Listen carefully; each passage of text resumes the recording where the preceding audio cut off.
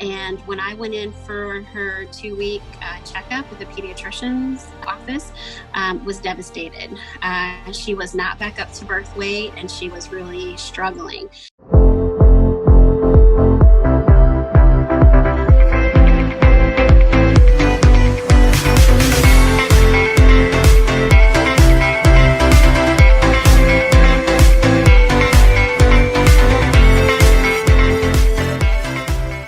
I got pregnant with number 2 right away after number 1. And how I found out I was pregnant is because my milk dried up and I basically was starving my first child. She was losing weight. She started fighting me at the breast all the time. So that's what happened with number 1, why I stopped. Number 2, like I said, came really quickly. After number 1, she had horrible latching issues. She's been my medical child that has a lot of medical issues and things like that. So with her, I ended up pumping and bottle feeding. So totally different experience from baby number 1. However, they were only 12 months apart, literally 364 days apart. So I had a 12-month-old at home that wasn't walking and a newborn. I pumped and bottle fed for about 4 months, which was pretty much all that I could do because I had a 12-month-old at home. So I was having to try to preoccupy 2 babies plus sit down to pump and then be able to feed the child. So number 3, I became a nurse between number 2 and number 3. So by the time number 3 came around, I was like, oh, I'm a nurse. I know everything. And the third time is going to be a charm. Well, with number 3, my husband lost his job the day that we brought her home from the hospital. So we had to try to feed a family of 5 with no income because I wasn't working at the time. So that was very stressful. So I had a very stressful event that ended up preventing my milk from really coming in, and I really struggled with milk production. Again, even though that was still 13 years ago, I didn't really have help. And unfortunately, I had to go back to work right at 6 weeks with number 3 because my husband didn't have a job. And unfortunately, she was the child who wouldn't take a bottle. My life experiences pretty much have hit all of those questions that moms always ask, because here I was, a nurse going back to work, having to work 12-hour shifts with a baby who would not take a bottle. He would just sit and cry all day at home, and the pediatrician would tell us, she'll take a bottle when she finally gets hungry enough to where she'll drink. But it was very stressful for my husband being at home with a baby who wouldn't eat. So my milk supply decreased. So she would only nurse for me with what I had. She really wouldn't take formula until finally, probably about 2 weeks after trying several different bottles, just kind of clicked. She did it, and we were kind of done with that one. So when we decided to have baby number 4, I was like, okay, I got this. I'm a nurse now. I'm a lactation consultant. I've been doing this. I had my own private practice for several years. I got this. So we had baby number 4, and I did what I tell all of my moms to do, put baby skin to skin, keep that baby next to you, feed on demand as often as the baby wants to eat. And when I went in for her 2-week checkup at the pediatrician's office, was devastated. She was not back up to birth weight, and she was really struggling, but I didn't see it. And I don't know if it was the mom kind of taking the place of the lactation consultant, but she was doing everything that I tell my moms. She was content between feedings. She wasn't spitting up. She was having wet and dirty diapers. She wasn't jaundiced. She was doing fine as far as I could tell. But one of the things that stood out with her that wasn't with the other ones is I never really felt like my milk came in like it did with the other children. Granted, I was 36, so I was way older than when I had my first child. Here to find out she had a poor suck reflex. And again, even being a mom that had 3 other children, I felt like she was nursing. I felt like she was doing a good job. And like I said, even as a lactation consultant, I didn't pick up on it. So because she wasn't sucking the way that she was supposed to, in return, it hindered that milk production. We took her to a occupational therapist to help strengthen some muscles, teach us what to do as far as some oral things to help kind of strengthen up her muscles in her mouth to get her to feed. But then I became that crazy lactation consultant. I did everything that I could, all the tricks that I knew to help increase my milk supply. I got FDA non-approved medication brought into the United States. I was the crazy lady. And I told all my lactation consultant friends, I was like, anything that you ever heard, send it to me. I'll be the guinea pig. I'll test it out. At that point, it was not only personal, it was professional. Because if I couldn't do it, how could I teach it? How could I be an effective teacher if I couldn't actually do it myself?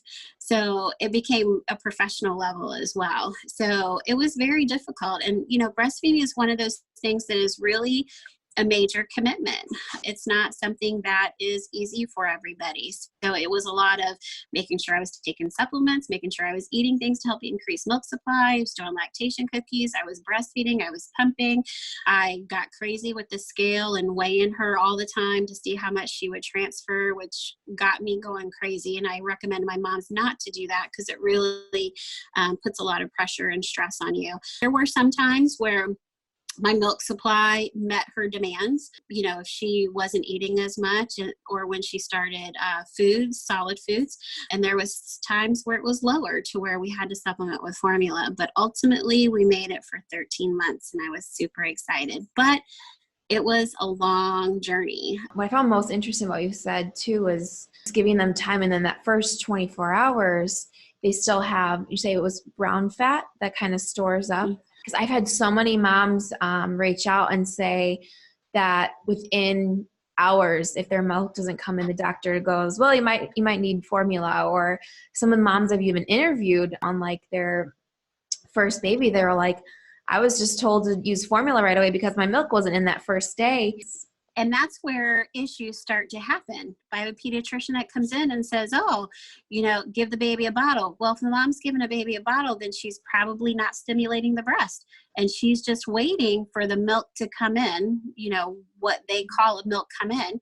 And they're waiting and waiting. And, the milk came in. Well, by that time, it's not going to be a great production because you actually didn't stimulate to get that milk to come in. Feeding and nutrition is the last on Maslow's hierarchy of needs. Nutrition is the last. So in the beginning, they're just learning their heart working, their breathing, how to regulate their body temperature. Those are, we're talking vital functions versus feeding. Feeding is not a vital function in the beginning. Okay, we got to be able to breathe. That's first and foremost. So we got to give them some time to be able to go through all of that process. And a lot of moms don't realize that, I have a baby. My milk's not going to come in right away. I have to go through that process. I have that colostrum. They're just not educated and they don't know those things. But if you know, then, oh my gosh, well, that does make sense. If you're sick and you're in bed and you don't have a lot of energy, and usually the last thing that you want to do is eat. So we just have to revert back and say, in all my classes, I tell my moms, they're just like we are. They're just a little smaller being. We think that they're this foreign alien, but they're really not. So let them kind of go through the process that they need to. And then when they start waking up, they're going to tell you that, okay, now I'm hungry. But let's give them some time to adapt. Suppose if I have a baby who's struggling, respiratory-wise, things like that, that's why we don't feed them. We don't feed them because we've got to get them to be able to breathe and their lungs to be able to work before we put food in their tummy. Who cares about the food? We need to get them to be able to breathe. One of the moms I actually just interviewed, she's a daughter that's 6 and then she's a newborn. And she said with her first daughter, she felt like they just immediately wanted to put her on formula. And she's like, there was like no support there. And she's like, because they basically were like, well, you don't have it, so you got to feed her. She's ready to eat now. She's hungry. And she's like, I felt so much pressure. And then I felt like I was such a bad mom. She's like, so this time around, she's like, I'm listening to my own gut. And she's like, and I'm doing everything I can to breastfeed her because she's like, because I feel like I missed out on that because I didn't have that support encouraging me in the right way. Right. And again, I use examples all the time. I tell my moms in my classes that, dad is your support person. So I like them to come to class so they can hear the information. So like when you're having a difficult time and you're at that breaking point, you have that support person there to remind you, remember, this is normal, this is okay. And to be advocates for their babies. Their baby can't talk. So that's why it's important for them to get as much education as they can before they have the baby. So that way, when they have to make those decisions, they're able to make them for their baby because their baby can't make them for themselves. Mm-hmm, absolutely. So you touched briefly on nipple shields and you said, most lactation consultants won't recommend them. So what case would you suggest a mom to use one, and what are they typically used for? So again, one of the key things is it's much longer than what most women's nipples are. I didn't realize until I became a lactation consultant that we all had different types of nipples. So that was kind of new to me. Until I started seeing a bunch of them, I was like, oh, we really are all made quite differently. One of the biggest things is they come in different sizes, and people don't know that. So they'll use an improper size. If I got a mom who's got, say, like a pencil eraser type nipple, and I'm using a standard 24 nipple shield, which is like about the size of a nickel, that's a way difference in size. So when I have a baby suck, usually what they'll do is they'll just bite down on the plastic, and they don't actually get a hold of the breast tissue to actually pull the breast tissue into the nipple shield. So one of the biggest things is when you've exerted all of their possibilities and we can't get a baby to latch to the breast, but the baby's showing signs that they want to feed. Okay, so that would be, and it's usually a mom who's got shorter, flatter nipples or inverted nipples. So the babies just have a hard time gripping onto and having something to grip onto. So that would be a reason that we would typically use, a nipple shield if the baby can't get onto the breast tissue. A lot of people will use them if mom's has a lot of pain or soreness. I don't like to use it for that, because if I have a mom who's got cracked, bleeding nipples, I'm just putting plastic over top of that, and then you're going to have more chafing. You're going to have more plastic rubbing against the skin. And ultimately, we have to correct that. Why do you have cracked, bleeding nipples? The reason that you have it is probably because the baby wasn't latched properly. So if we can get the baby latched on properly, then it's going to fix that issue. Some lactation consultants will do it for that purpose, or moms will say they used it until their nipples healed. I'll tell my moms, it's not my role to condone you for what you do or don't do. It's my role to help support you and what your goals are. So if you want to use a nipple shield, that's fine. Let me teach you how to use it properly, and let me make sure that you're using the right size. And then you got to make sure that you're using it properly. Some people just place it on, and that's not how to properly use it. You actually have to invert it and kind of roll it onto the breast tissue to make sure that it's getting a good seal.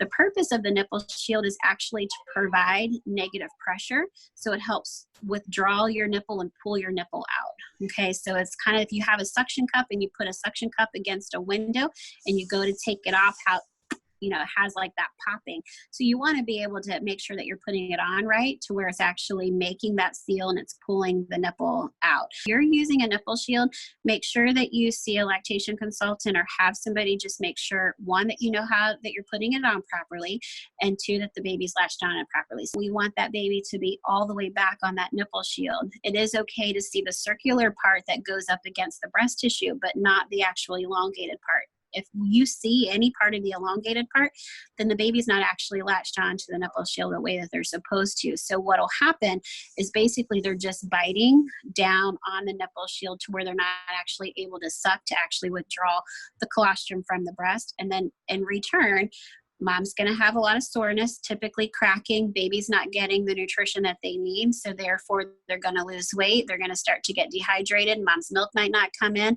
So it's kind of like this whole domino effect. So the key is just to make sure that you're educated on proper use and proper size.